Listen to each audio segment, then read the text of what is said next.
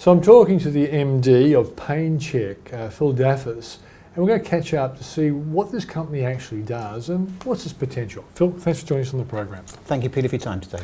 All right, so Phil, Painchek, tell us about that company. Well, Painchek is a medical technology that comes in the form of an app, and its sole mission is to give a voice to people who cannot verbalise their pain.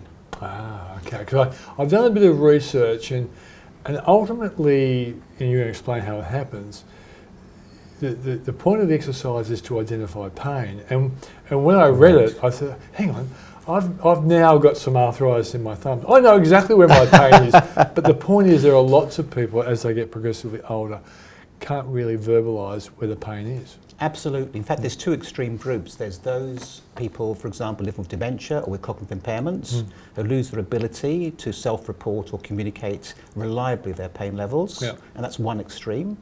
There's about 50 million people with dementia in the world, growing to 75 million, so it's a large group of people. And then the other extreme, of course, is pre-verbal children who haven't learnt the ability to communicate, and therefore how do they express their needs? And how many parents lose so many nights' sleep because they don't know what's wrong with their crying baby? Absolutely. Is a baby crying because they're in pain, or are they in hunger? If they're hungry, that's... Or they just hate their parents. Or they hate their parents. But if you can differentiate those points, you could then manage treatment better and manage their health better. Okay. So tell us how the Painchek technology works. Well, it comes in the form of an app. And what but it is a medical device, so it's gone through all the regulatory processes to have TGA and CE mark clearance. Also got clearance in Singapore and Canada, and working on the US as well. The way it does is that what we've done is there are historical pain assessment techniques, paper-based, for people who can't verbalise. What we've done is we've intelligently automated that process into the form of an app. But on top of that, we've added in artificial intelligence. So by using the camera, we assess a person's face for about 3-second period. And during that 3 seconds, we look at the AI looks at the face and picks up which of the 9 microfacial features of pain are present. Often they're not visible to the naked eye. And then downloads that information and stores it and gives it to the carer so they can assess objectively facial elements of pain. Okay, so what's the history of and the accuracy of zooming in on a face and identifying that there's pain in certain parts of the body? Well, first of all, it's very well documented that to assess pain for those who can't verbalise, you've got to look at 5 or 6 areas. You've got to look at face, voice, body movement and behaviours. Okay.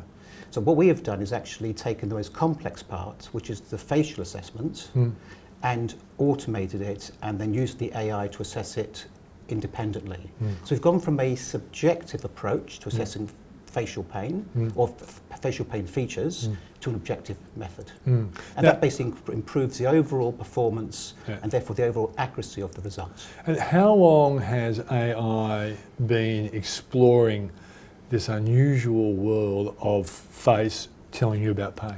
Well, AI's been assessing, obviously, you know, AI can recognise faces. That happens every day with our phones. Facial recognition. But emotion sensing has been going on for many years now. And there are 39 action units in our face that express emotions. So there's a lot of tech out there looking at emotions and trying to assess when people are happy or sad or angry. And these are all these 39 action units. What we have done is we've taken that core tech but trained it to pick up the 9 microfacial features of pain. And therefore that's so the tech has been around for a while, but since 2014 we've been developing it and training it to pick up those facial pain features. Okay, so I have to ask this question. What is the success rate? What is the strike rate in terms of using the face and finding the pain? Well, the technique works really well. So for in terms of actually doing it, what we do is first of all we find the face. It locks in the face. When it finds the face, and if the lighting conditions are correct, then a green light activates, allows you to press the green button and then do 3-second assessment, and it will tell you then which of those 9 facial features of pain are present. We then do is then take the carer through the next 5 steps, which is a documented method of reporting the other measures, and it gives you a total result which is either no pain, mild, moderate or severe. And it gives it a rating and it stores it at that point in time. The success results, in our clinical studies, we compared it to the classic methods. For example, in Australia, the non-app method. The non-app methods, the paper-based manual methods, and we got more than 90% concurrence between the 2 methods. That was used for our regulatory submission. Yeah. Does it speed up the process? Significantly. In fact, more than that, what it does, it allows you to do the assessment at the point of care. So when you're with the resident, say in aged care, you do the assessment with the resident at that point in time, and therefore the result is there, it's documented, it's stored, therefore for accreditation purposes and for financial funding purposes, it's all documented there and then. And so historically then, it would be a much longer, slower process to identify what the pain is. I think what the problem with today as well, one being manual, but secondly is that you've got to actually try to document the information at the point of care on a piece of paper. And then later on, you've got to sit down at the care management system, the documentation, or the computer system, and then put all the results in. So you're duplicating effort, and in that process, you may make mistakes. But what this does is take away all those risk of errors. Okay. So, how many appropriate institutions have actually taken on board this product at this point in time? We now have 900 aged care facilities. There's 2,500 in Australia who've got Painchek licenses in Australia. Yeah. So 30%, more than 30% of the market is now accessing Australia, Painchek, and we're also in the UK, Singapore, New Zealand, and we just launched into Canada last month. Okay, and how long has it been operating in its current form?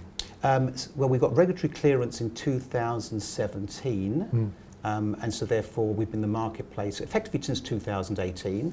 And of course in 2019 we did get, the federal government recognised the need for this in aged care and gave us a $5 million government grant. Does that coincide with the spike in the share price as well? Well, I think in 2019, various things happened. It was a good year for you. It was a great year for us. Yeah, we went from about 3 or 4 or 5 cents up to about 33. Correct, correct. And that was because we had the government grant, which validated the technology in Australia. Yeah. We launched into the UK, and we launched into other international markets. 2020, unfortunately, slowed that whole down. So the coronavirus has not been great for the business. Coronavirus has really impacted our international expansion. Yeah. We still continue to do very well in Australia, but our ability to get into aged care facilities in the US or in Europe absolutely slowed us down. Is it because they've primarily got so many other things on their mind, that their budgets would be stretched, a lot of CFOs would be saying no to any innovation? We're seeing this even in Australia in terms of other innovations. Has that been an issue for you guys? It has been an issue. Basically, it's the inability to have the capacity to take on new projects, and while in lockdown as well. Yeah. So all aged care locked down around the world, so accessibility was difficult. But in the meantime, what we did do really well is we transformed our whole technology to a digital format. So we can now obviously deliver, because it's an app, we can deliver the product digitally, but we've got all online training capability, which we've done the last year, so we can actually do everything online.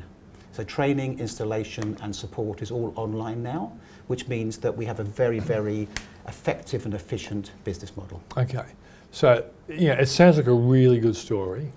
What are the challenges, what are the obstacles that you guys have to overcome to materialise, obviously the profits you want, ultimately the higher share price and whatever? Well, I think one of the biggest catalysts this year is the vaccine rollout of COVID-19. Yeah. We've even seen Australia here. Now it's all under control, and now the vaccine schedule's done. Some of the bigger clients that we were talking to beforehand that couldn't come with us initially are now saying we want to progress, which is really positive. A lot of the bigger private companies. But also internationally, the market's now starting to open. Even the UK, now we've got an office in the UK. Now everybody in aged care is now vaccinated. They've done a fantastic job. 20 million people vaccinated in a couple of 2 or 3 months. Yeah. Aged care is now opening up.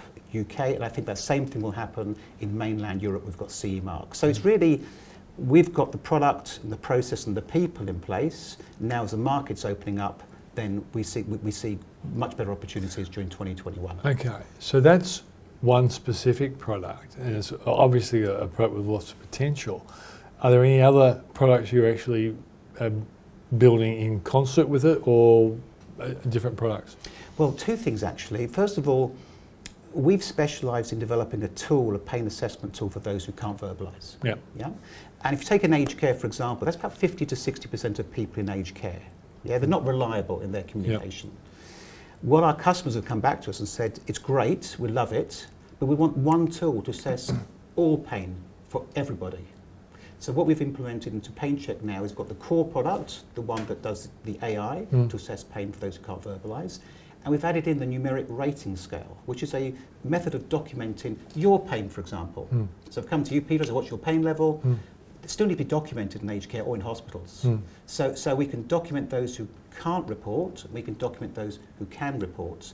And the important thing about that as well is that sometimes in aged care and in hospitals, a patient in the morning or a resident in the morning is okay. They can self-report, but in the afternoon they may not be. So therefore this gives you one tool for assessing pain for everyone everywhere. We're calling it Painchek Universal.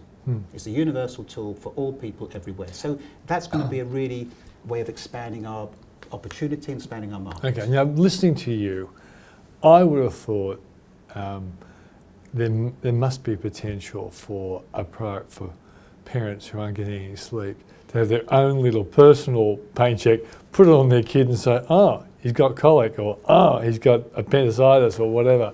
Is that a possibility down the track? Well, more than that, we've actually completed the clinical study work for our infants product. So we've got, for kids, there's pediatrics, infants, and toddlers and children. So there's various stages in life. We've completed the infants product, which is for children between the age of 1 month and 1 year, potentially up to 18 months. The clinical study is complete, it's been peer-reviewed now, and we're on target to have regulatory clearance in Australia and Europe by end of the second quarter 2021. We'll start with hospitals, because that's where you want to validate the utility. Yeah, when kids come in casualty. Exactly. Starting point, yeah. And then it will be we see but the bigger market is for mums and dads or parents. In baby bunting, selling it for you too. Absolutely. And in fact, you think about it, there are 400 million children in the world below the pre-verbal children, and about 100 million at any one time who are born to first-time parents in any 1 year. So that market actually is much bigger than the dementia market.